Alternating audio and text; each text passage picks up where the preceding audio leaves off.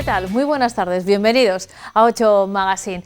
Arrancamos ahora mismo, cuando son las 4:30, en directo este programa en el que los miércoles, ya saben, miramos a la provincia. Lo hacemos prácticamente todos los días, porque nos interesa todo lo que ocurre en la provincia. Pero los miércoles reflexionamos especialmente sobre el medio rural. Lo hacemos de la mano de Salomón Ortega y esta sección que se llama La Provincia Vaciada, que hoy, después de unos cuantos meses, vamos a hacer de manera presencial. Se nota que las cosas están mejorando porque podemos celebrar reuniones como la que voy a tener con Salomón y con todos ustedes en los próximos minutos, haciendo balance de lo que ha sido esta temporada respecto al medio rural y yo creo, así a priori, con una visión y datos positivos. Hablaremos también de literatura. Esto es un magazine, así que tenemos todo tipo de temas. Les vamos a presentar un libro que ha publicado muy recientemente nuestro siguiente invitado, Ignacio Galaz. El libro se llama Yo anduve con un viajero en el tiempo. Es una novela de ficción, pero que supone un viaje como nos tiene acostumbrados este autor. Hablaremos también, al hilo de que empieza a retomarse cierta normalidad, de la vuelta a las aulas en formato presencial de la Universidad de la Experiencia. La Universidad de Burgos, el próximo curso, acogerá de nuevo a sus alumnos de la Universidad para Mayores y de la Universidad de la Experiencia, que no han parado, Este último curso han seguido sus estudios, pero en formato online. Bueno, el próximo curso volverán a las aulas de la Universidad de Burgos en sus distintas sedes, en la capital, pero también en otros puntos de la provincia. Hoy, además, les traeremos de nuevo los datos de la encuesta que esta casa, Radio Televisión Castilla y León, ha encargado a la empresa Sigma 2 sobre diferentes aspectos de la actualidad. Ayer hablábamos de sanidad, hoy nos ocuparemos de economía y educación y además abriremos un nuevo episodio de nuestra serie Sal y Luz de la mano de Luis Ángel Rozas. Hoy hablaremos del tratamiento de la drogadicción. De todas esas cuestiones nos vamos a ocupar desde ahora y hasta las 6 de la tarde en directo aquí en la tele y a través de nuestra página web. Y a partir de esa hora nos encuentras en nuestros perfiles de redes sociales, en las redifusiones que hacemos en esta casa, en donde y cuando quieran. Nosotros les ofrecemos estos contenidos que ustedes disfrutan cuando quieran. Empezamos, como es habitual, los miércoles mirando a la provincia y nos vamos a ocupar enseguida de historias de pueblo y de la provincia vaciada en esta ocasión. Global Color les ofrece este espacio.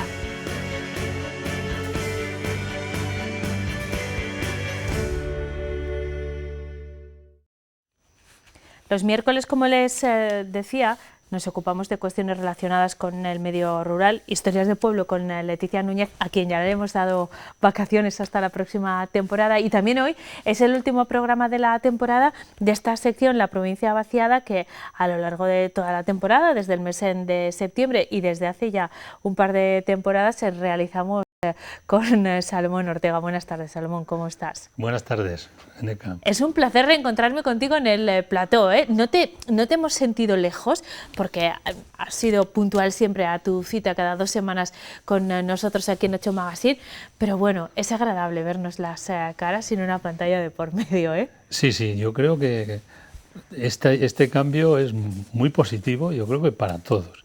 Para los que ya estamos jubilados, para los que estáis trabajando, para todo el mundo, yo creo que es muy, muy bueno. Y los niños, da gusto verles ahora cómo gritan y les oyes. Bueno, eso es porque era el último día del cole igual. Sí, bueno, seguramente. Salomón, ha sido un año intenso y en realidad, a pesar de todas las dificultades que ha conllevado la pandemia, desde el punto de vista del desarrollo rural, del freno a la despoblación, podríamos hablar en términos, yo diría que bastante positivos, porque han ocurrido muchas cosas y muy importantes para nuestros pueblos en esta temporada. Nosotros, como el curso, empezamos en septiembre y terminamos ahora en junio. De septiembre hasta ahora, ¿tú crees que ha cambiado la situación de una provincia como la de Burgos, por ejemplo, una comunidad como la de Castilla y León? Yo creo que sí. Yo estoy contigo en que hay que valorarlo, a ver, prudentemente optimista, porque yo creo que las cosas pues han mejorado, sobre todo desde el punto de vista de presencia, de altavoz, de difusión. El tema de la despoblación y el tema rural y el problema del abandono de los pueblos ha sido una constante diaria en todos los ámbitos, y sobre todo en el ámbito político. Es un tema referente en el Congreso, en el Senado, en el Gobierno, en la oposición, en las comunidades autónomas. Yo creo que se ha conseguido ponerlo en las agendas políticas, sociales y de todos, ¿no? Y sobre todo de todos, porque yo creo que no hay administración que no tenga esto en el frontispicio de su quehacer diario. Esto hace 5 años era impensable. No se hablaba de esto. Sin embargo, ahora todas las administraciones de todos los ámbitos, de todos los colores, lo tienen claro, que este es un tema crucial, vital. Salomón, y tú lo sabes bien, y sabes bien cuál ha sido el recorrido, porque tú formas parte de la Asociación Repuebla y también de la plataforma contra la despoblación desde hace mucho tiempo. Y has visto cómo ha variado el panorama, porque el problema de la despoblación y del envejecimiento en provincias como la nuestra es un problema antiguo, es algo que también hemos aprendido en esta sección y que arranca hace décadas, no es algo nuevo. Ha habido colectivos como el tuyo que se ha puesto en marcha hace tiempo también y que ahora empieza a recoger sus frutos. Lo hemos ido repasando en esta sección cada 2 semanas con acciones concretas, porque era el momento de pasar a la acción, Salomón. Es el momento de que se pase a la acción. Yo creo que tenemos ya escrito de todo, o sea, de todas las asociaciones, de todos los organismos, tenemos medidas, tenemos escrito. Es el momento de pasar a la acción.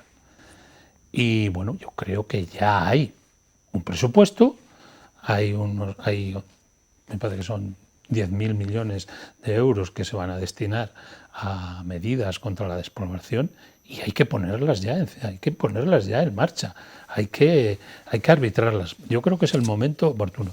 Y durante estos años, la verdad es que si analizamos un poco mirando hacia atrás las iniciativas que se han ido poniendo en marcha durante este año, son bastantes. Ha habido, por ejemplo, hoy va a acompañarnos José Ignacio Barbadillo de Covarrubias con una iniciativa que presentamos aquí el año pasado de los huertos ecológicos en Covarrubias, y me acaba de mandar un correo diciéndome que al Ayuntamiento de Covarrubias le han dado un premio, la Diputación Provincial de Burgos, premio de 10.000 euros. El segundo premio es por el proyecto de los huertos ecológicos que han puesto en marcha en Covarrubias. Hace 5 años aquello era un páramo, y han sido capaces de poner en marcha 50 huertos ecológicos, completamente ecológicos. Podemos ir viendo imágenes sí, de hecho las estamos viendo ya, de esos huertos a los que te refieres. Sí, son 50 huertos, ya tienen alquilados 40 que están en funcionamiento y ya tienen una producción. Los han alquilado gente de Covarrubias, por supuesto, pero también gente de Burgos, gente de Madrid, gente que vive en el camping que hay en la entrada de Covarrubias, y están encantados. Y pocas cosas generarán más arraigo que un huerto propio, ¿eh? Yo creo que sí, yo creo que es una de las cosas que a la gente le llama la atención, y que incluso en las ciudades, en terrazas, se están habilitando estos temas porque son muy atractivos, porque ves la naturaleza, cómo es de agradecida y cómo crece y cómo da sus frutos. Y yo creo que es un ejemplo de cosas que se están haciendo, y se están haciendo cosas, porque desde 5 años a esta parte los ayuntamientos y las comarcas han ido recogiendo todas estas peticiones o anhelos que vamos manifestando a través de las asociaciones y las plataformas, y poco a poco se van recogiendo. Hay gente, hay concejalías de despoblación que recogen estas iniciativas y en su medio las ponen en marcha, y eso se ha hecho en desde las últimas elecciones municipales. en los pueblos se están recogiendo estas iniciativas, como te digo, y se van poniendo en esta marcha. iniciativa de Covarrubias es un gran ejemplo de cosas aparentemente pequeñas que se pueden hacer y que, sin embargo, pueden tener un gran efecto. Pero venimos todavía no se ha terminado, de hecho, de un periodo muy concreto, el de la pandemia, en el que no sé qué influencia ha tenido la situación sanitaria, económica y todo lo que ha conllevado el propio coronavirus en el medio rural. Ha habido momentos en los que hemos hablado de que ha crecido en población, no sé si es población flotante o no. Hemos hablado también de las ayudas para generar actividad, para recuperar la economía, van a llegar los fondos que van a llegar desde Europa y que pueden tener repercusión en el medio rural.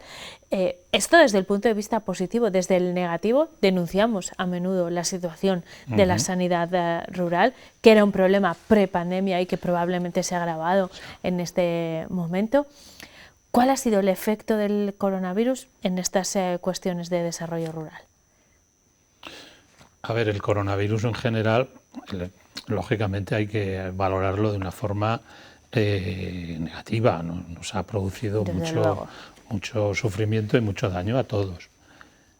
Pero desde el punto de vista de marketing de opinión, ha significado que mucha gente, sobre todo en las ciudades, se ha dado cuenta de las dificultades que presenta una gran ciudad, de agobio, de encarecimiento de la vida, de falta de espacio, y ha dado mucho valor a la vida que hay en un pueblo, vida sana, al aire libre, con tiempo, donde no pierdes tiempo en los transportes, donde tienes vecinos y amigos y unas relaciones.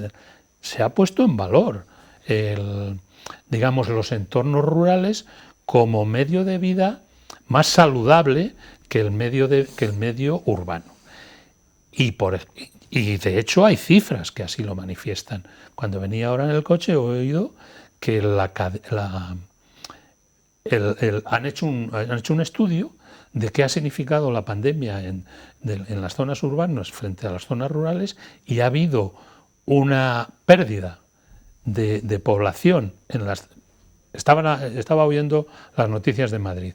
La Comunidad de Madrid ha tenido una pérdida de 30.000 personas que se han ido y se han empadronado en zonas rurales, porque su trabajo, el teletrabajo se lo permitía, porque a lo mejor ya estaban jubilados y querían ir a una zona donde no tuvieran un modo de vida más saludable, etcétera, etcétera. Pero son, refiriéndonos solamente al empadronamiento de las zonas. Fíjate, Salomé, en Castilla y León, al hilo de esos datos a los que te refieres, hoy el Instituto Nacional de Estadística ha publicado algunos datos.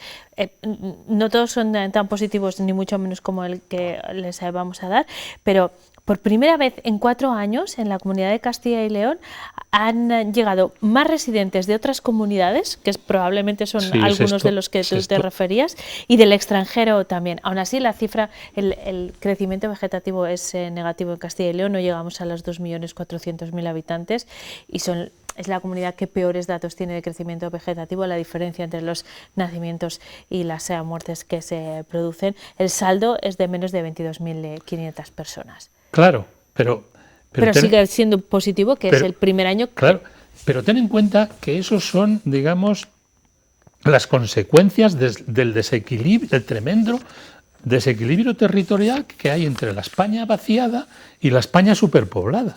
Claro que pierde población. Primero, tenemos una población muy envejecida. Tiene que haber pérdidas, lógicamente. Segundo, tenemos una población donde apenas nacen niños. Claro, si no hay juventud, si no hay gente joven, matrimonios que tengan hijos, pues no crece la población. Y tercero, los jóvenes emigran y se van a estudiar y a buscarse la vida fuera de Castilla y León, de Burgos en este caso. Claro que tenemos que perder población, pero eso son las consecuencias del tremendo desequilibrio territorial que hay.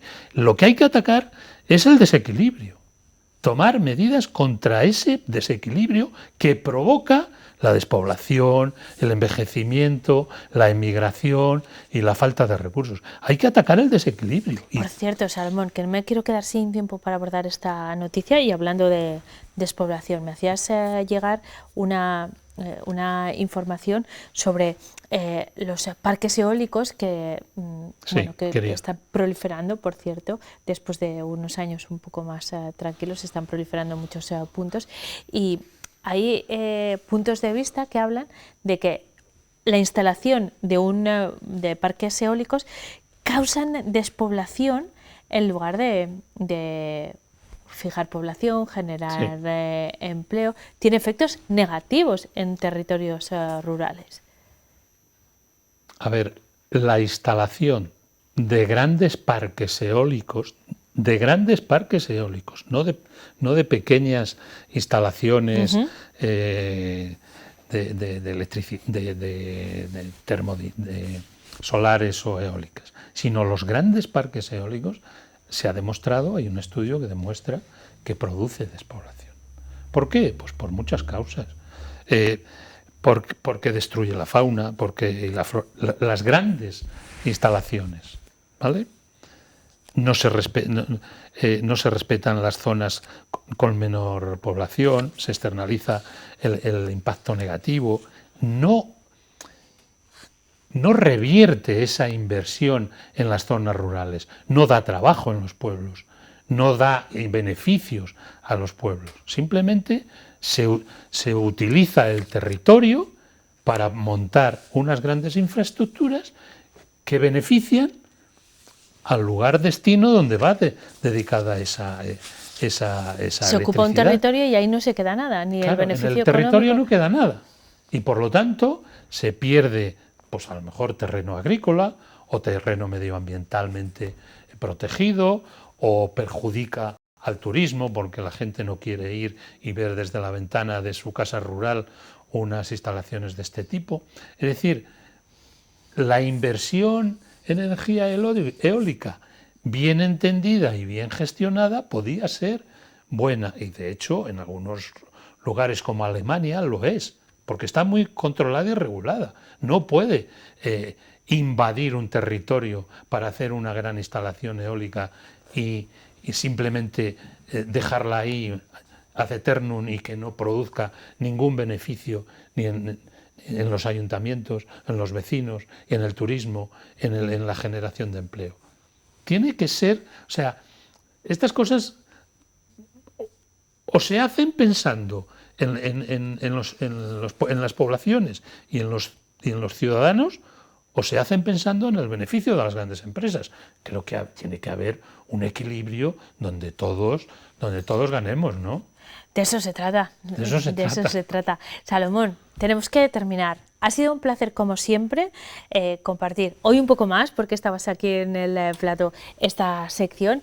Espero que continuemos en septiembre, porque este es un tema importantísimo para una provincia como la nuestra, y tenemos que seguir reflexionando y aprendiendo sobre todo lo que tenga que ver con la lucha contra la despoblación. Así que ya hablaremos, pero espero seguir viéndote, que disfrutes mucho del verano, y reitero el agradecimiento online o presencial por habernos acompañado durante toda la temporada. Yo espero que la próxima temporada sea toda en presencia aquí, que es mucho más agradable y más entretenido.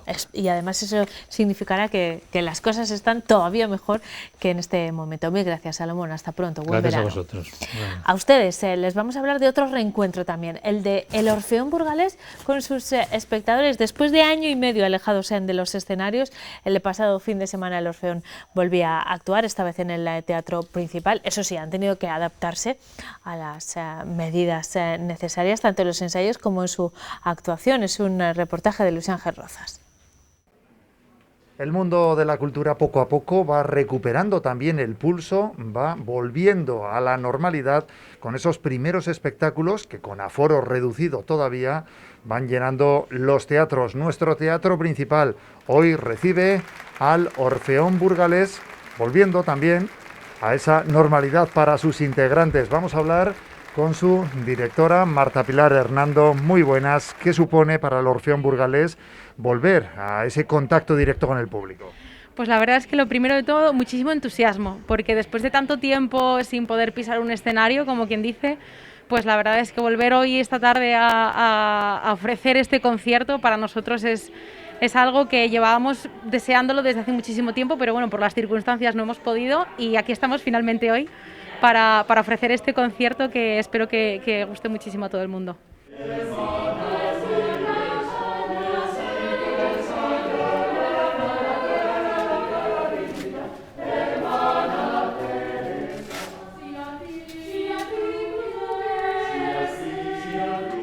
Bueno, romper el hielo de nuevo con el público burgalés, aunque ya habéis tenido, digamos, algunos bolos previos, ¿no? Sí, tuvimos a principios de junio, tuvimos un concierto en Covarrubias y justo este fin de semana pasado, el día 13, estuvimos en el Fórum junto con Dudamel, cantando el himno a Burgos y participando en el concierto, y la verdad es que bueno, ha sido como romper el hielo poquito a poquito y hoy ya por todo lo alto.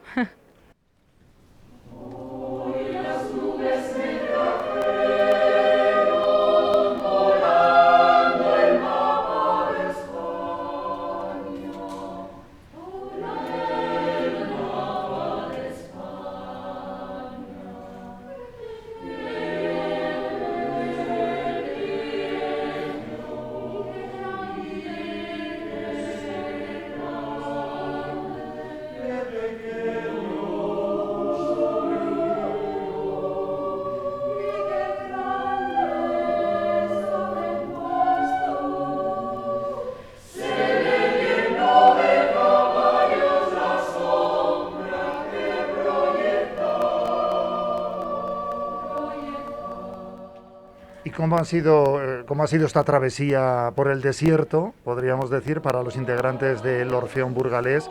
Sin duda alguna, un año y medio muy duro. ¿Cómo se ha compatibilizado, cómo se han llevado a cabo esos ensayos, esa continuidad, manteniendo un poco el contacto, aunque no fuese contacto físico? Sí, ha sido duro, efectivamente, porque pues bueno, efectivamente hace año y medio que se interrumpieron todos los ensayos. En julio del año pasado hicimos como una intención de volver a ensayar, pero obviamente con todos los aforos muy limitados, ensayábamos de muy poquitos en muy poquitos, y ya llegó octubre y otra vez tuvimos que paralizar todos los ensayos, y ya en Semana Santa de este año ya se retomaron los ensayos, también teniendo en cuenta el tema de los aforos. En el Orfeón somos 60 en total, y de esos 60 estamos cantando casi 40, no llegamos, y de esos 40 estamos cantando en grupitos pequeños de unos 10, 12, 15, y pues bueno, yo es lo que les digo, que yo a ellos les he estado viendo durante todo este tiempo, pero al ensayar en grupos diferentes, entre ellos no se habían visto, y este concierto de hoy pues también sirve un poco de reencuentro para ellos, de decir, de nuevo nos vemos sobre el escenario todos juntos. Así que bueno, doble entusiasmo por esa parte.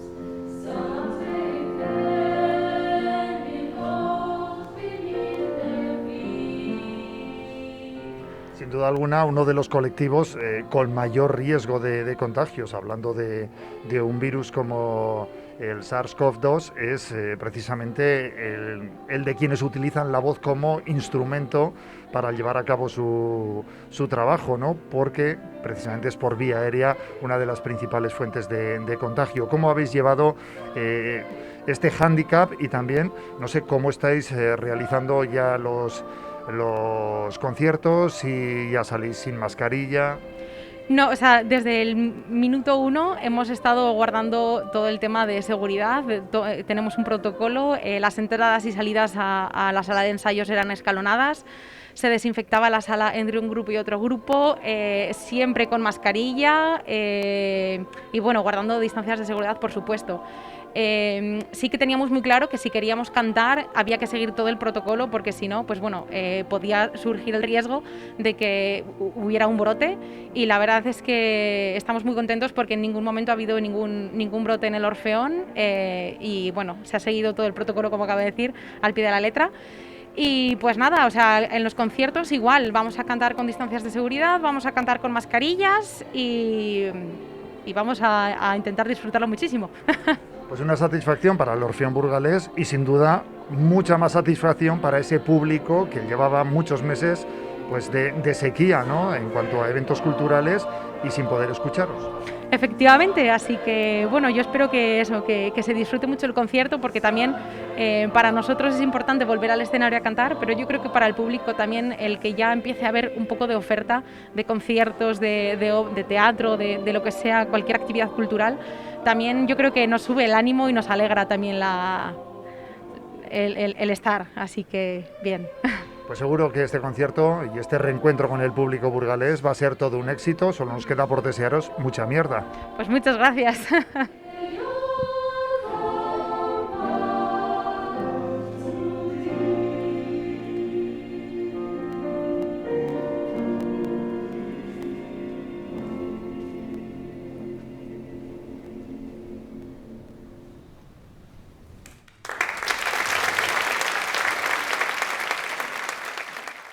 Es estupendo ver cómo recuperamos la presencialidad, adaptándonos a las medidas necesarias para continuar seguros, porque esto no ha terminado, pero bueno, está mejorando por momentos.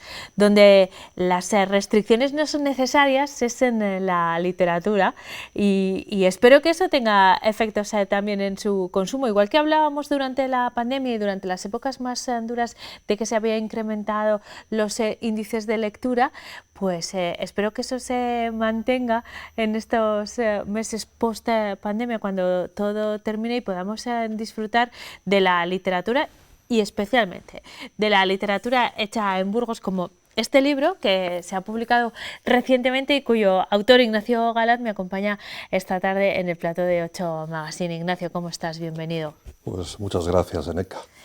Tu libro se llama Yo anduve con un viajero en el tiempo, y el título, que bueno, nos da una pista pero no desgrana por supuesto lo que ocurre en la novela, sí a tus lectores habituales no les va a chirriar en absoluto, porque tú hablas muchas veces de viajes, no solo como parte de tu novela, a veces como tema, ¿no? Sí, tengo un par de libros de viajes escritos hace ya años, pero esta es una incursión en un género que no había probado antes, el de la novela. Y bueno, es una novela que mezcla un poquito la ciencia ficción con la novela histórica. Porque hablamos de viajes en el tiempo. Ahí encontramos el nexo de unión exactamente entre la historia y los viajes. Hay una cosa que supongo que quieres aclarar y que igual estás harto, pero yo creo que hay que explicar, Ignacio. Los protagonistas de tu libro viajan en el tiempo en un coche, en un Ford. Es algo muy español, y seguramente has tenido que aclarar 1000 veces que esto no tiene nada que ver con el viaje en el tiempo de Regreso al Futuro, que también era a través de un coche, un DeLorean era, ¿no? Un DeLorean, bueno, sí, algo mucho más sí. americano. Tus protagonistas viajan en un Ford. ¿Por qué en un coche? Bueno, me encantó esa película. A mí también. Y luego, ¿por qué en un coche? Porque soy un apasionado de los automóviles. Me encantan los coches. Y bueno, la verdad que es un Ford modelo T. La máquina del tiempo es penosa, totalmente chusca.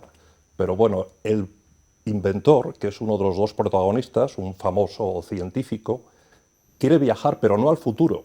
Porque dices, bueno, un científico de ese nivel que querría saber cómo va a evolucionar la humanidad dentro de 100, 200, 1000 años. Tiene un motivo que no puedo desvelar para viajar al pasado. Pero la máquina es tan mala que le envía al pasado sin que él pueda fijar fechas ni nada más, y le vuelve otra vez a su presente sin que él sepa tampoco cuándo va a suceder. Así que se producen varios viajes. sin saber dónde, a priori, y bueno, en qué circunstancias. ¿A dónde viajan? ¿Eso nos lo puedes contar? Bueno, pues sí. Hay dos viajes, digamos, que son los más importantes. Uno de ellos es al Burgos del siglo XIII, cuando se está construyendo la catedral, y otro es a la Francia, un lugar concreto durante la Primera Guerra Mundial, un escenario de guerra bélico terrible. Y bueno, esos son los dos más importantes, podríamos decir. Ignacio, si algo hemos aprendido en películas como Regreso al Futuro, por ejemplo, es que cualquier cambio que realices en uno de esos viajes no puedes alterar nada de lo que haya ocurrido, ya sea hacia adelante o hacia atrás en el tiempo, como ocurre en Regreso al Futuro, porque eso tendrá consecuencias en el presente del protagonista, ¿no? En el caso de tu novela, ¿se puede alterar de alguna manera lo que ocurre? ¿O buscan eso los protagonistas o no tiene nada que ver? No, bueno, ellos lo resuelven mediante el tema de los universos paralelos o algo así. Es decir, yo meto conceptos de física, cuántica, etcétera, sin saber nada, un poco pues haciendo literatura, Eneca. Que es de lo que se trata, ¿no? Yo antes decía que una de las mejores cosas es que en los libros, y sobre todo para vosotros los escritores, es que podéis crear el universo que sea, estáis vosotros frente al papel creando eso, y ahí no hay pandemias, ni mascarillas, ni restricciones, uno marca las normas. En tu caso, ¿cuál es el tono que has elegido? Porque me decías que es la primera novela que escribes, has escrito libros de cuentos, diferentes relatos, de viajes, algunos también de ensayo, has tenido trabajos premiados en ese área, pero ahora que es pura ficción, en los relatos también hacías ficción, pero en un formato un poco más extendido, ¿qué tono has elegido? Porque a menudo tus textos se caracterizan por utilizar el humor también, ¿no? Sí, yo creo que sí, que es un texto bien humorado, hay ironía, en fin, buscando un poco, escribiendo algunas partes de la novela me lo he pasado muy bien. Y entonces digo, bueno, a ver si logro transmitir al lector pues esos buenos ratos que él los pase leyendo. Claro, eso es otro cantar, eso ya depende ya de si he logrado pues escribir un relato coherente, divertido, etc. Ignacio, ¿cómo ha sido el trabajo de escritura? Porque con estos ingredientes que nos has planteado, en el que hay desde elementos de física cuántica tamizados por la ciencia ficción también, pero también has tenido que ambientar históricamente algunos momentos tan distintos como la Edad Media o la Segunda Guerra Mundial. Entiendo que hay un trabajo también de documentación intenso y después una ficción que seguir. ¿Te has metido en un buen lío de trabajo, quiero decir? ¿Cómo ha sido el proceso? Bueno, como me gusta mucho la historia y soy un ratoncillo de biblioteca y demás, pues por ejemplo, con el tema de Burgos, el Burgos medieval, pues ha sido interesante, ¿no? Buscar cosas. En aquella época la ciudad de Burgos tendría unos 7.000 habitantes, estaba totalmente amurallada, etcétera. Y luego pues tratar de reflejar un poquito la sociedad de la época. Pero bueno, por ejemplo, lo que comentábamos antes, la diferencia entre literatura, ficción y, por ejemplo, una investigación histórica. Pues yo qué sé, yo coloco ahí unos baños públicos, por ejemplo, muy similares a los baños árabes, el hammam, que a su vez se basa pues, en las termas romanas. Una sala fría, otra sala templada y otra sala caliente. ¿Ha habido investigaciones arqueológicas? ¿Se sabe que hubo unos baños aquí? Pues quizás no, pero yo los saco de la manga porque, claro, se decía, los de la Edad Media eran muy guarros, no se bañaban, no se lavaban. Yo pienso que no, que por ejemplo en esa época pues tenías lo que es Al-Ándalus, digamos la España musulmana, que a ese nivel pues estaba muy avanzada. Entonces había muchos contactos, sobre todo las clases pudientes de Castilla, de León, etcétera, importaban muchísimos objetos de lujo, suntuarios, telas, sedas, joyas, brocados. Entonces había una relación intensa a pesar de que también había pues, combates, batallas, etc. Y yo pensé, digo, bueno, ¿y por qué en Burgos van a tener que lavarse en el río una vez al año? Pues no, tiene que haber unos baños públicos con una sala fría, caliente, templada. Además, esos baños dependían, por ejemplo, del monasterio de las huelgas reales, eran propiedad de las monjas, etc. ¿Eso es cierto? Pues posiblemente no. Quizás dentro de determinado momento unas obras en la parte antigua de la ciudad pues revelen que sí que había unos baños y había... pero por ahora es literatura, nada más. Y está recogida en este libro. Me gustaría detenerme también, Ignacio, en los dos protagonistas del libro. Me gustaría que nos contases quiénes son, sin desvelar todo lo que les va a ocurrir, partiendo de sus nombres, porque ¿cómo denominas tú no solo a los personajes, sino a los lugares que recoges en tu libro? No es una lección baladí, ni mucho menos, ¿no? Bueno, me gusta mucho inventar nombres. Hay, gente que ha leído la novela me pregunta, bueno, los dos protagonistas son un profesor fantástico de física teórica llamado Nicomedes Alción y luego su alumno preferido, también otra lumbrera en ciernes, que se llama Julio Marmolillo. Y claro, el nombre de Nicomedes como que a algunas personas les ha llamado la atención. Y fíjate, Neca, de dónde lo saqué. Mi abuelo paterno era un modesto labrador y tenía por vecino a un labrador vasco que se llamaba Nicomedes, aunque Nicomedes es un nombre de origen griego. Y bueno, de ahí lo cogí, por ejemplo. Y bueno, es un poco... ¿Y los lugares que recorren estos dos protagonistas? Bueno, pues es una comarca ficticia. De hecho, por ejemplo, pues casi todos los nombres de lugar, incluso nombres de persona, etcétera, son nombres de pájaros, de aves. ¿Por qué? Pues porque también me encantan las aves y fotografiarlas y demás. Digamos que buena parte de mis pasiones, Eneca, están reflejadas en esa novela también. Bueno, pero es que son muchas y variadas, porque hemos hablado de pájaros, pero hemos hablado de historia, incluso de cine, de ficción. Ignacio, esta novela, Yo anduve con un viajero en el tiempo, está ya publicada y en las librerías, es de la editorial Tandaya y la podemos encontrar en la mayoría de las librerías de Burgos, entiendo, ¿no? Yo creo que sí, que se puede encontrar, por lo menos en las más importantes está. Creo que sí. Me parece una lectura muy para el verano, porque es, ¿no? En los temas que abordas y lo de viajar pues ya nos inspira un poco y es un formato muy cómodo también para llevárnoslo.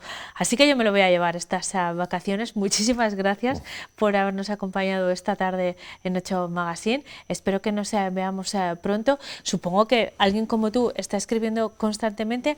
No sé si volverás a abordar la novela o porque debe ser muy exigente, ¿no? Bueno, sí, la verdad que sí. De hecho, lo que pasa es que depende de personas. Hay escritores, por ejemplo, muy prolíficos que son capaces de sacarte 2 novelas al año y 2 novelas decentes, y otros que igual tardan pues una década en sacar pues una novela. Y igual la han reescrito 5 o 6 veces. Recuerdo pues un escritor muy bueno español, Luis Landero. Escribió una novela, Juegos de la Edad Tardía. Bueno, pues una vez recuerdo en la prensa, él hablaba de todo el proceso de escritura y aquello era, vamos, una cosa titánica. Cómo reescribió un novelón de 300 y pico páginas X veces, ¿no? Y cada vez cambiando. Bueno, a veces yo pienso que sí, que escribir una novela, digamos, en fin, medianamente legible, requiere mucho trabajo. Bueno, pues yo espero que no tardes tanto como Luis Landero y que vuelvas pronto a presentarnos otro trabajo, pero vamos a dejar a este también que tenga su propia vida. Yo anduve con un viajero en el tiempo, que tenga su recorrido y cuando lo termine pues vuelves y nos hablas de la siguiente, ¿de acuerdo? Muchísimas gracias. Pues gracias a ti, Eneca. Hasta pronto. A ustedes les vemos también enseguida, justo después de esta pausa para la publicidad. Vamos a hablar de la Universidad de la Experiencia y la Universidad para Mayores y demás cuestiones. Hasta ahora.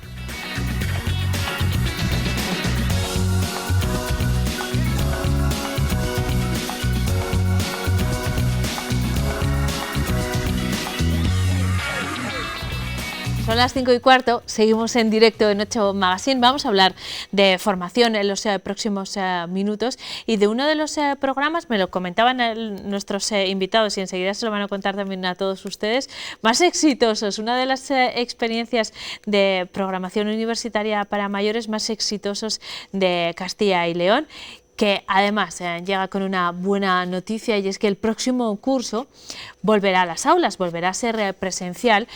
Los programas para mayores de la Universidad de Burgos vuelven a la presencialidad después de un año en el que no se han detenido, se han realizado de forma online, pero ahora las condiciones permiten que, cumpliendo las normas de seguridad necesarias, pues los alumnos de la Universidad de la Experiencia y de la Universidad Abierta para Mayores vuelvan a las aulas de la Universidad de Burgos, en la capital y en distintos puntos de la provincia. De este tema vamos a hablar con la responsable, con la directora de los programas de mayores de la Universidad de Burgos, Gemma Miguel. Buenas tardes, Gemma. Hola, buenas tardes, Eneca. ¿Qué tal? Y también con uno de vuestros alumnos, nos acompaña Marco Aurelio Martín, que es alumno de la Universidad de la Experiencia en formato presencial y online.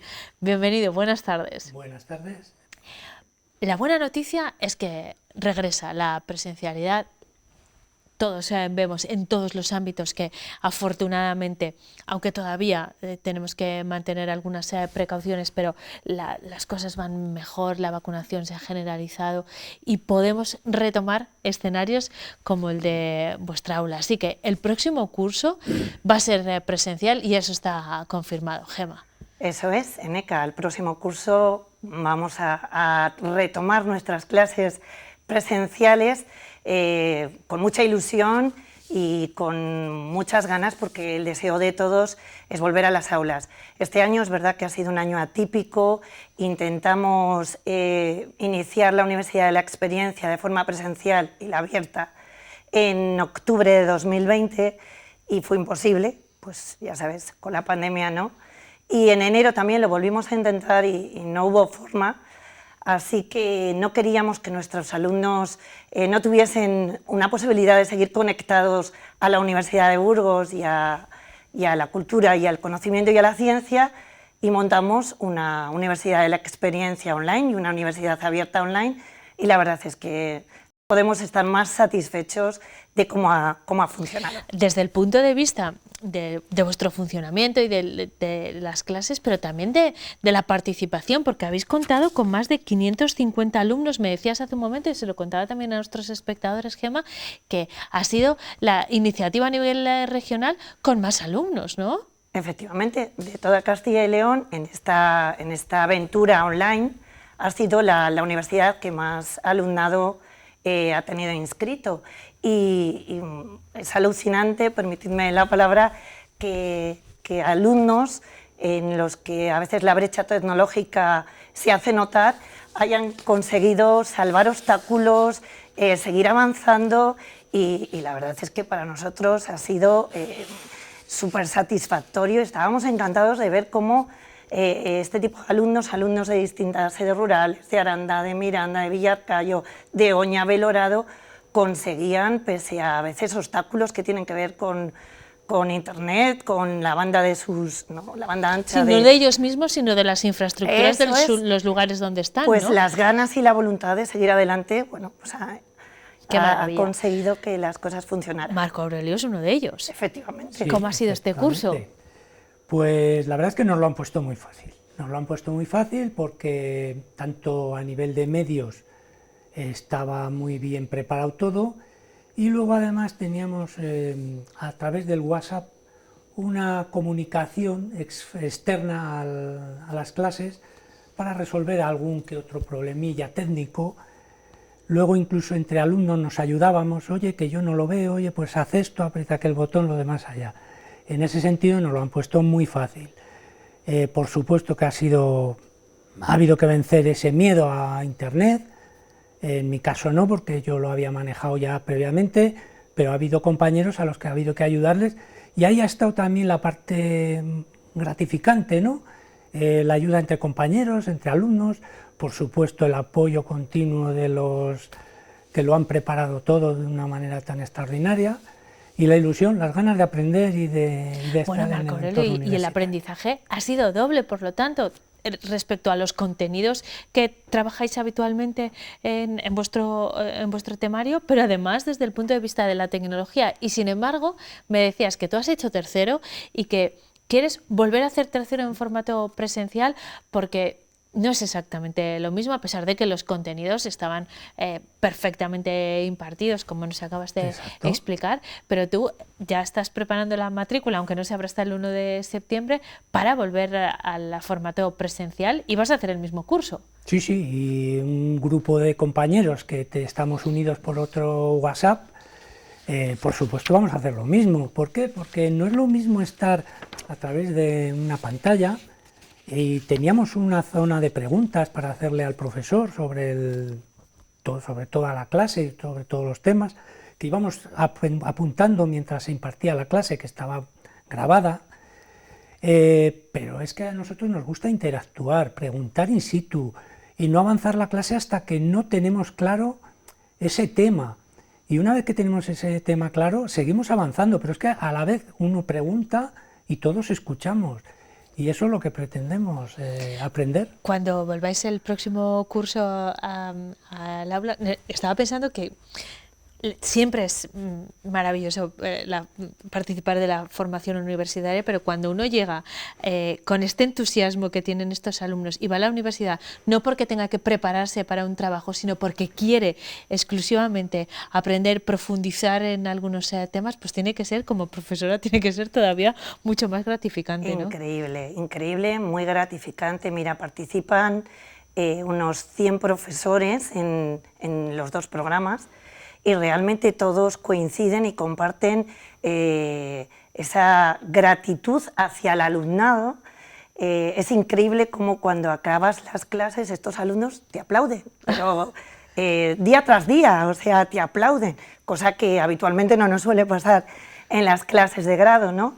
Tienen unas ganas, una ilusión, un interés por aprender, por fomentar el espíritu crítico, una educación también, o sea, es que no, los profesores, y yo me incluyo como profesora, no podemos pedir más, la verdad. Gemma, tú diriges los cursos, la programación para mayores en la Universidad de Burgos, que se basa en básicamente dos áreas, ¿no? La del programa interuniversitario de la experiencia y la Universidad Abierta a Personas Mayores, que se dirige a personas de más de 45 años. Los dos formatos van a volver a la presencialidad. Los dos formatos van a volver a la presencialidad, pero son estructuras diferentes. La Universidad de la Experiencia son 3 años reglados con unas asignaturas obligatorias y optativas por año, y la Universidad Abierta, que es un programa único y exclusivo de la Universidad de Burgos, está estructurado más en monográficos. Hay 2 monográficos a lo largo del año y no tiene nada que ver con una estructura de 3 años y un plan de estudios aprobado, entre comillas. El plan de estudios pues no te acredita para realizar ningún trabajo, pero eres graduado de la Universidad de la Experiencia. Este plan de estudios está consensuado con la Junta de Castilla y León, con los distintos directores de las universidades, y la cuestión es diferente. O sea, los programas son diferentes, lo que pasa es que hay una sinergia entre ellos, se apoyan y muchos de los alumnos que están en uno también están en otro. Este programa lo desarrolla la Universidad de Burgos, pero no solo en su sede de la capital, eso es algo importante. Se desarrollan en distintos puntos de la provincia cada uno de los dos programas. Sí, el programa interuniversitario de la experiencia tenemos sede en Aranda, en Miranda y en Villarcayo. Y por supuesto vamos a volver en esas poblaciones a tener el programa presencial, que tiene muchas ganas también. Y la Universidad Abierta a Mayores tenemos en Aranda, en Medina, y hemos tenido 2 brazos online que lo hemos hecho de forma online estos últimos años, en Oña y en Belorado. Y vamos a continuar con todos ellos, así que esperamos que... Lo que también es presencial, y eso es algo importante, quienes estén interesados en matricularse para el próximo curso, es la propia matrícula. Hay que acudir a los servicios centrales, en este caso sí, de la capital, para hacer esa inscripción, Gemma. Eso es, a partir del 1 de septiembre tienen que ir a hacer la matrícula, bueno, en Burgos Capital, en servicios centrales, y en cada una de las sedes, pues en las poblaciones ya se lo saben, en Aranda, es un local que tenemos, que es la sede de los mayores, en Miranda, en la Casa de Cultura, en Villarcayo también en la Casa de Cultura. Ellos ya saben en qué sitios hay que hacerlo, pero hay que hacerlo en principio de forma presencial. Y algo que tenemos que tener en cuenta también es que volvéis a la presencialidad, las clases serán presenciales y en el aula, pero las medidas que marca, en este caso, la Junta de Castilla y León para el desarrollo de actividades docentes de cualquier tipo son estrictas, hay que guardar una serie de distancias, por lo tanto, el aforo es más limitado que en cursos normales, por así decirlo, ¿no? Sí, efectivamente. Creemos que vamos a tener que limitar el aforo. Por supuesto, las clases lo impartimos aquí en Burgos en la Facultad de Ciencias Económicas y Empresariales, que hay clases amplias que ya estábamos utilizando, pero sí es verdad que con las medidas que tenemos actualmente de 1,5 metros y ventilación, hay que conectar también las clases de los mayores con las clases de grado. O sea, es difícil, más difícil que si estuviésemos en un año normal, ¿no? Con lo cual sí es cierto que es posible que alguno de nuestros alumnos, o sea, si están muy interesados, que vayan raudos y veloces a partir del 1 de septiembre, porque puede ser que alguno se tenga que quedar fuera, evidentemente. Marco Aurelio, antes de despedirnos, nos queda poco tiempo, pero estoy segura de que hay muchas personas que nos están viendo ahora desde casa y a lo mejor conocían el programa, pero no se habían planteado si podían participar o no. ¿Qué les dirías a la gente que tenga dudas? Porque tú eres un alumno fiel, ya lo hemos visto, y entusiasta. Además, ¿a ti qué te ha aportado este programa de la Universidad de la Experiencia? Pues me encanta que me hagas esa pregunta, porque me ha aportado muchísimo. Ya una vez que te has jubilado, tienes tiempo para todo lo que a ti te apetezca. A mí me ha aportado, lo primero quiero dar las gracias tanto a la Universidad de Burgos como a la Junta de Castilla y León por permitirnos estar en un entorno universitario. Unos volver a la universidad y otros poder estar dentro de la universidad. Te apoya, te aporta conocimiento, con lo cual la mente sigue activa y estás en un entorno juvenil. Cuando ya llega una etapa de tu vida que ya ves que se te ha escapado la juventud, no, en la universidad vuelves a la juventud. De hecho, hay actividades en las que nos sentimos como que tuviéramos 18 años. Te aporta conocer más personas, otras maneras de ver la vida o de entender las clases. Unos las podemos entender de una manera, otros de otra. Ampliamos el diálogo, la capacidad de comprensión, sobre todo nos aporta ilusión. Cada día que tenemos que ir a la universidad, yo iba el martes y el jueves, pues eran días que estabas deseando que llegaran las 4:30 para ir primero a la cafetería, tomarte un café y acto seguido... Sí que hacíais vida de estudiante universitario, primero en la cafetería, sí señor, claro, así hay que es. ir, se toma un café con los amigos, sí. Ya se sube las escaleras codo con codo, te sientas y te dispones a escuchar.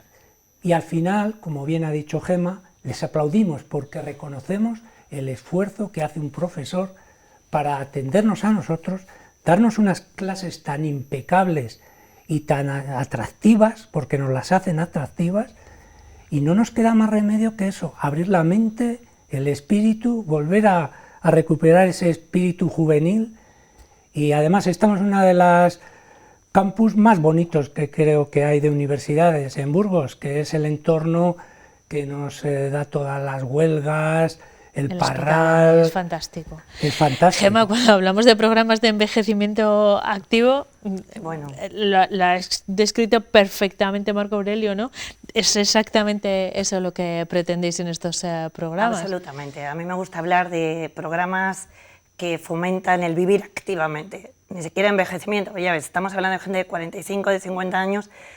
hasta 90 y tantos, que hemos tenido alumnos de 90 y tantos años que han dado clases, que han tenido un intercambio. Me estoy acordando de Manolo, que dio clases en Ciencia y Tecnología de los Alimentos con 95 años, o sea, un día a los alumnos. Así que realmente es una forma de, pues no puedo, suscribo todo lo que ha dicho Marco Aurelio, es una forma de seguir creciendo personalmente, de seguir avanzando, de aventurarse en vivir con intensidad, acercarte al conocimiento, a la cultura, fomentar lo que he dicho antes, el espíritu crítico, no dar nada por sentado. Hay muchísimos alumnos que nos han dicho, he tenido que desaprender, Gema, para volver a reaprender, que me parece algo maravilloso, o sea, y la verdad es que no se pide nada más que esa ilusión y esas ganas, porque no hay ningún requisito previo, no hay titulación que acreditar, solo ilusión, ganas de relacionarte con los demás, de aprender y de divertirte incluso, yo creo, ¿no, Marco Aurelio? Pues yo creo que si alguien al otro lado tenía alguna duda, se le han disipado completamente después de esta conversación que hemos mantenido. Gema, Miguel, muchísimas gracias por habernos acompañado esta tarde. ¿Verdad? Y Marco Aurelio, Martín, gracias también por compartir tu entusiasmo. Perdón. Miguel, perdón. Se apellida como yo. Vale, muy bien, ese tampoco es requisito, ¿no?, para participar. No, ha coincidido. Que ni Muchas gracias a los dos y hasta ti. Pronto, que tengáis un buen curso, seguimos a la pista y que este año va a ser mejor seguro porque va a ser presencial, pero al menos tan bueno como el anterior, así que gracias a los dos. Muchísimas gracias a ti. Gracias. Nosotros en 8 Magazine nos tenemos que ocupar ahora de la previsión meteorológica. Mañana estará aquí Daniel Angulo para detallarla con pistas ya al fin de semana, pero de momento nos centramos en las próximas horas resumidas. Adelante. Clínicas Berlín les ofrece el tiempo.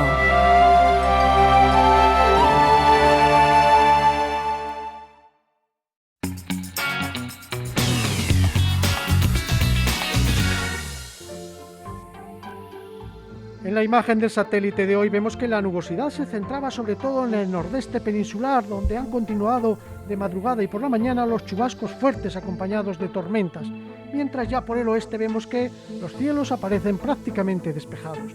Y mañana, en la situación prevista, ya nos vamos acercando a típicas situaciones de verano, bajas presiones sobre el sur de España, altas presiones ya que se extienden por el norte. Mañana, de hecho, quedarán algunas lluvias, chubascos residuales por la mañana en el norte, en el Cantábrico Oriental, también en Pirineos, pero en el resto de la península, como vemos, dominarán ya los cielos despejados y además empezarán a subir las temperaturas. Concretando para nuestra provincia, para este jueves 24 de junio, día de San Juan, día de referencia importante del verano y fiesta en algunas zonas de la provincia. En el norte por la mañana todavía nuboso, con algunas lloviznas y chubascos que irán remetiendo según avance el día para quedar luego por la tarde con claro. Suben las temperaturas máximas de 20-22 grados, mínimas de 7-8, amanecer fresco. También amanecer fresco por el nordeste, por el este, en el condado de Treviño, en el Valle del Ebro, con mínimas de 7-8 grados. Luego algunas nubes por la mañana y grandes claros por la tarde, temperaturas máximas sobre 20 grados y mínimas de 8-9. Por el centro y el oeste, amaneceremos con algunas nubes bajas, neblinas y luego la tendencia será a quedar claramente los cielos despejados, sobre todo cuanto más hacia el oeste. Las temperaturas, aunque va a soplar algo de viento nordeste, suben máximas de 21-22 grados y mínimas frescas, 7-8 grados. También fresco al amanecer, mínimas tan solo de 6 grados por el sur, donde los cielos estarán despejados desde primeras horas de la mañana y continuarán así todo el día. Máximas de hasta 24 grados en el Valle del Duero, por ejemplo en Aranda. También en la sierra, cielos poco nubosos o despejados, amanecer fresco, mínimas de 4 o 5 grados y máximas de 23. Mañana en Burgos capital, algunas nubes por la mañana, cesa el viento norte que tenemos hoy y suben las temperaturas, ya estarán las máximas por encima de 20 grados. Y seguirán subiendo las temperaturas el viernes ya con un día de calor moderado a mediodía, pero sobre todo el sábado, donde ya sí será una jornada calurosa con aumento de nubosidad, aunque el domingo tienden a bajar. Y para terminar nuestro espacio del tiempo de hoy, estas imágenes de Castrovalnera, enviadas por Ángel, y que comparadas con Islandia, con fotos de Islandia, demuestran la variedad paisajística que hay en nuestra provincia.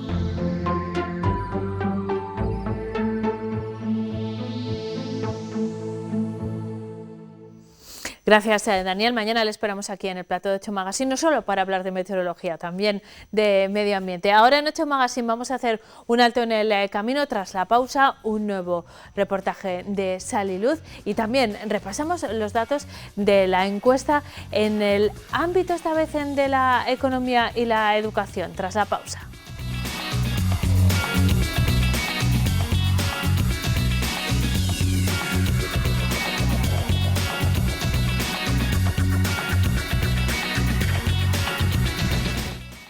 Las 17:42 minutos, seguimos en directo en 8 Magazine. Vamos a abrir como cada miércoles, como cada semana, un nuevo reportaje de Sal y Luz. Hoy dedicados a las drogodependencias, porque el próximo día 26 se conmemora el Día Internacional de Lucha contra el Uso Indebido y el Tráfico Ilícito de Drogas, una jornada reconocida por Naciones Unidas. Bueno, pues la atención al drogodependiente es una de las labores que se realizan también desde la Diócesis de Burgos y que nos detalla Luis Ángel Rozas.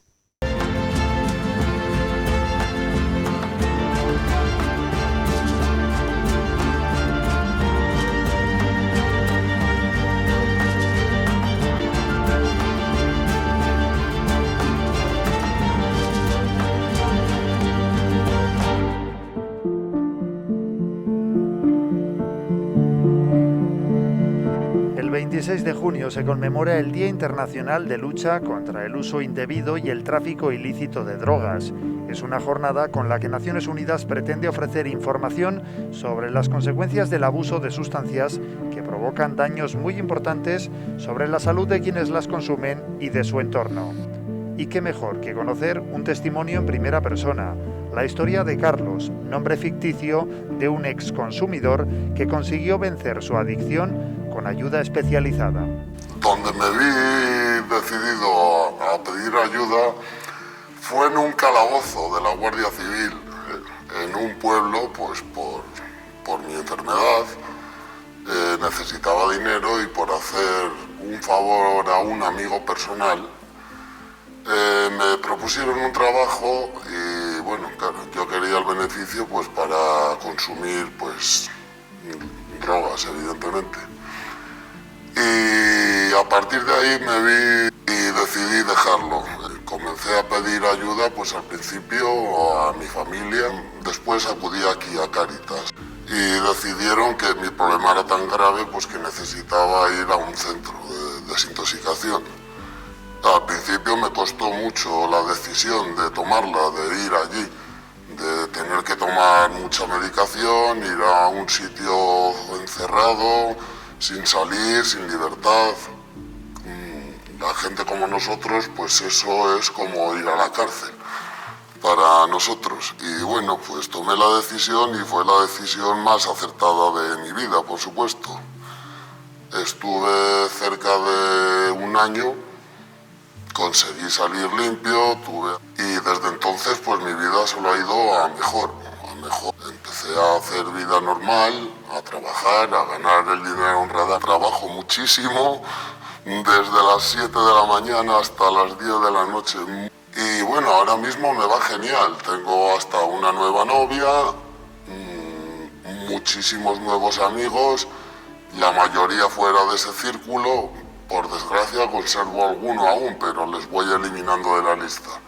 Es un consejo que siempre me dieron aquí, que me costó empezar a seguir, pero es otra de las mejores decisiones también que he tomado en mi vida, porque siempre...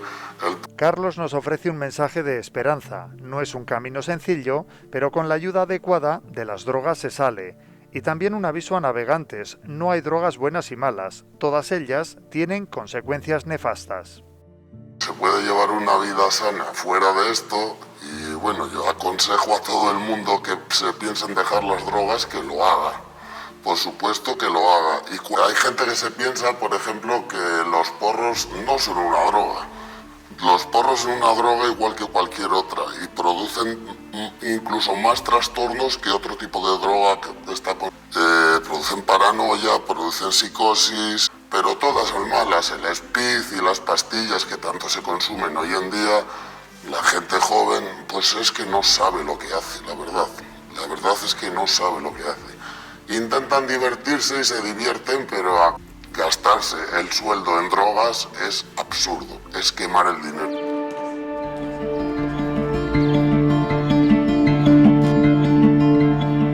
El Centro de Apoyo al Drogodependiente de Aranda y su comarca es el recurso que desde 1992 Cáritas pone a disposición de las personas que presentan algún tipo de adicción, tanto a sustancias tóxicas como al juego o a las nuevas tecnologías.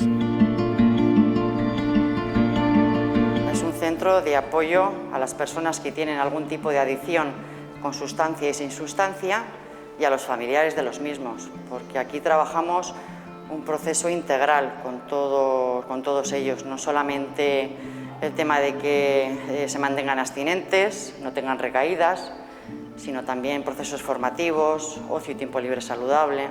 Y para mí lo más importante es hablar con ellos, charlar, hacerme su amigo, el poder un poco de partir el día a día, sabiendo que su situación no es fácil. Yo soy profesional de la sanidad, por lo tanto comprendo muy bien lo que es eso. Nosotros no estamos aquí para dirigir la vida de la gente, estamos para acompañarles y ayudarles en lo que podemos y según lo que ellos más o menos nos vayan demandando.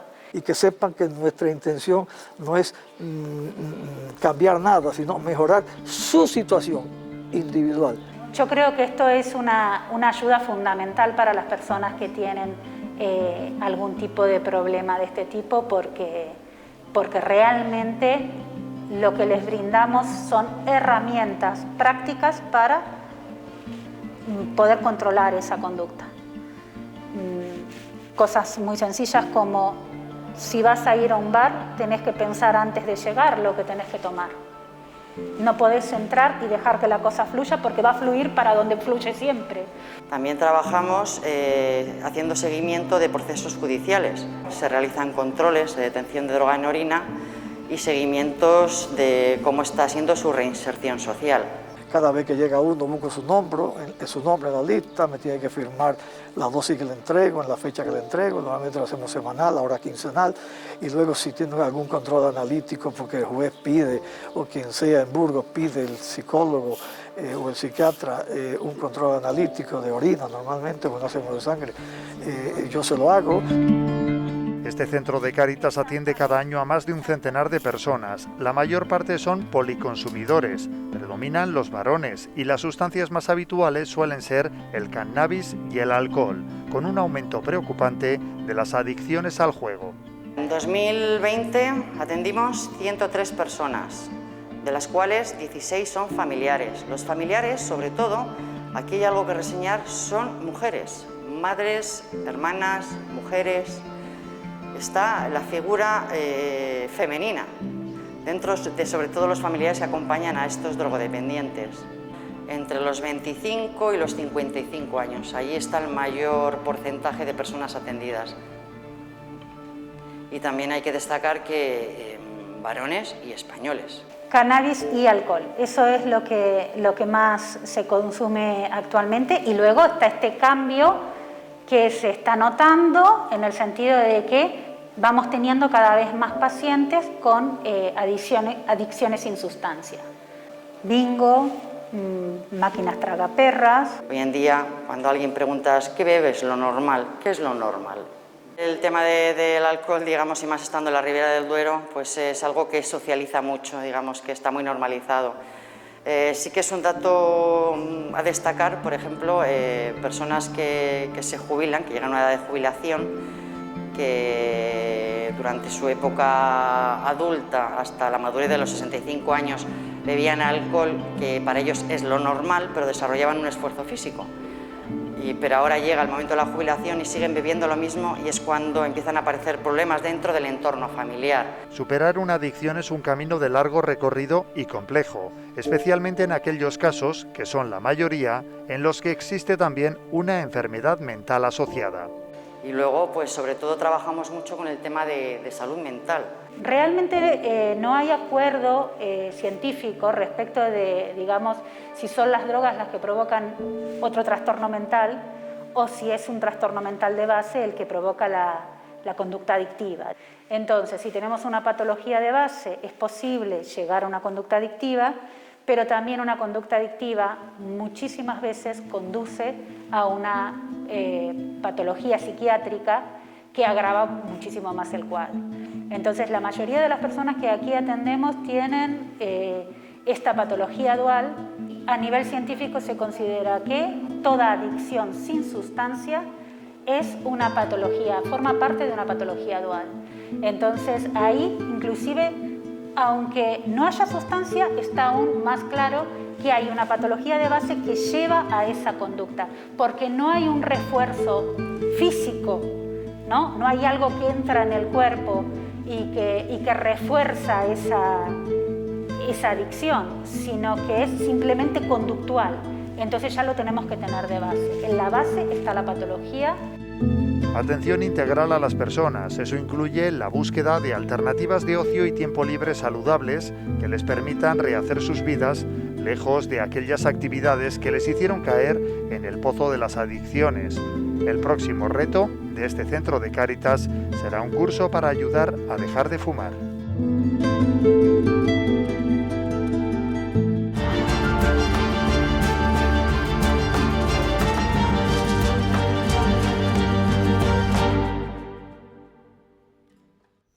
En 8 Magazine, una jornada más, nos ocupamos de trasladarles los datos.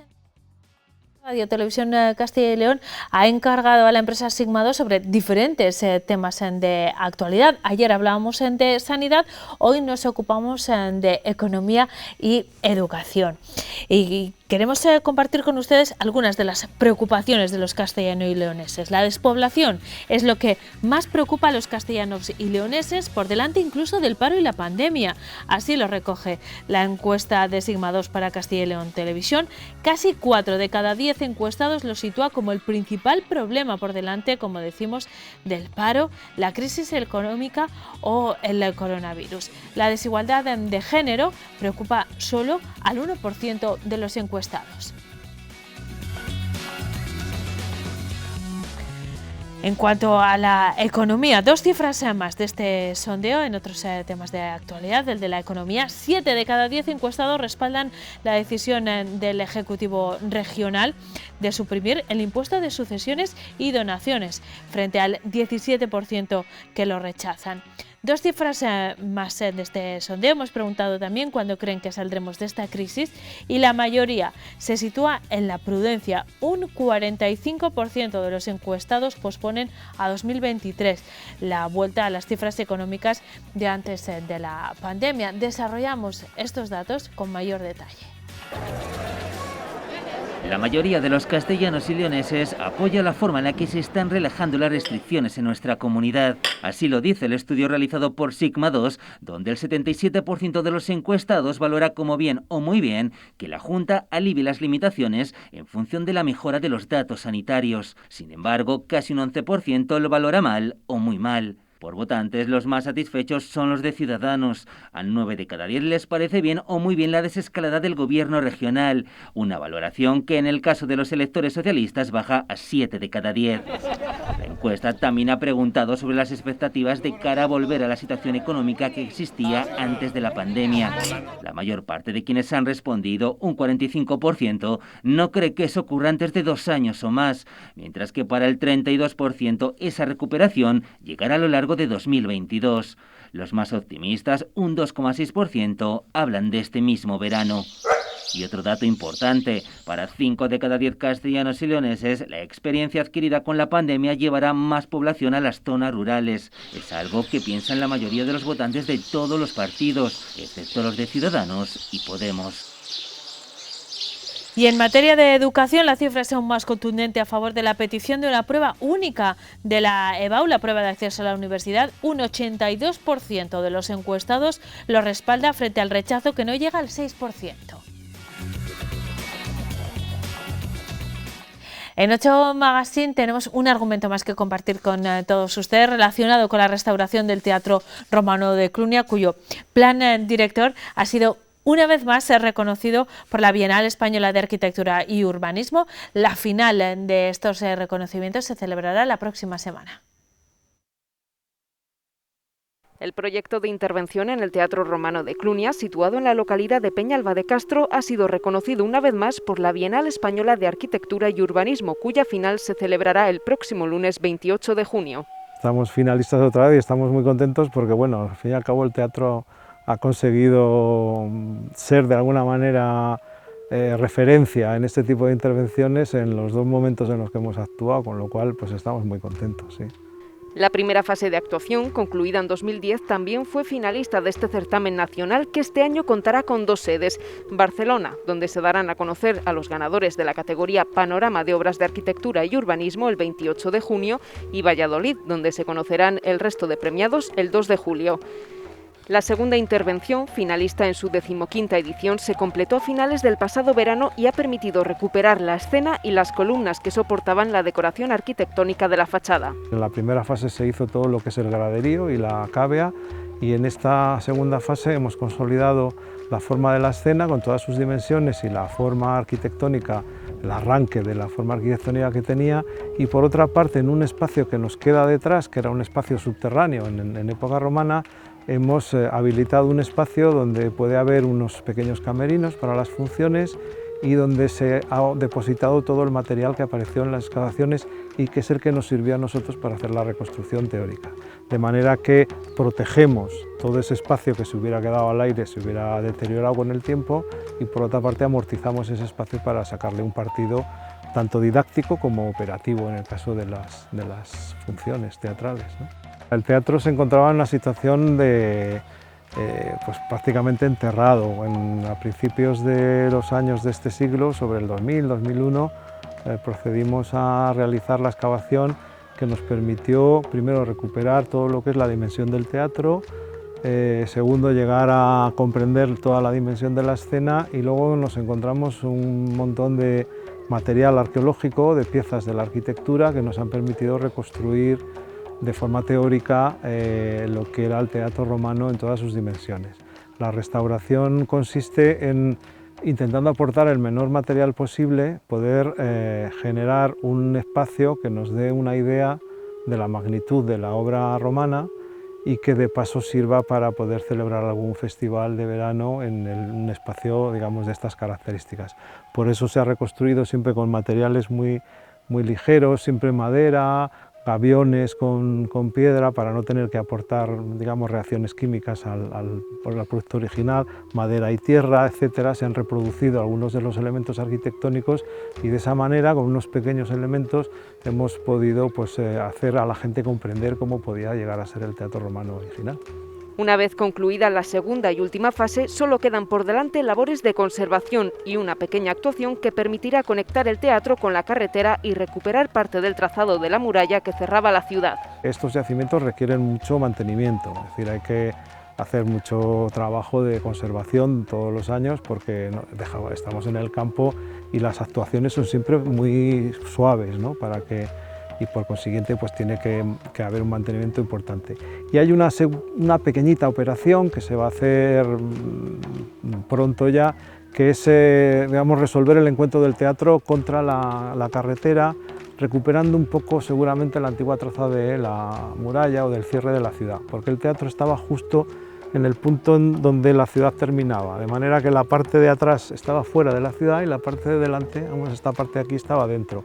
Era un poco un teatro puerta, y para remarcar un poquito eso vamos a actuar en los laterales ya del teatro y de esa manera facilitar también para que las visitas futuras puedan subir de aquí del teatro al resto del yacimiento, no por estas escaleras que son para romanos fuertes, sino por unas escaleras un poco más adaptadas a los tiempos actuales. De forma paralela continuará la investigación del material hallado, fundamentalmente fragmentos de las columnas almacenados en el anticuario. Estas columnas son una reproducción de las que hemos podido reconstruir de las originales. Hay que pensar que el material arqueológico es muy, digamos, muy frágil y está muy fragmentado. Tenemos elementos suficientes para poder saber cómo eran, pero no tenemos ninguno con las dimensiones completas como para poderlo colocar. Por otra parte, se comporta muy mal con el clima de este yacimiento, y poner algún material original de esas características supondría correr un riesgo importante de deterioro. Y tras un año paradas, volverán las excavaciones a los yacimientos, principalmente para dar continuidad a las labores de sondeo y limpieza. Desde Clunia ponemos hoy punto y final a nuestro 8 Magazine de hoy. Volvemos a encontrarnos mañana a las 4:30 en punto. Como siempre, gracias por su compañía. Hasta entonces.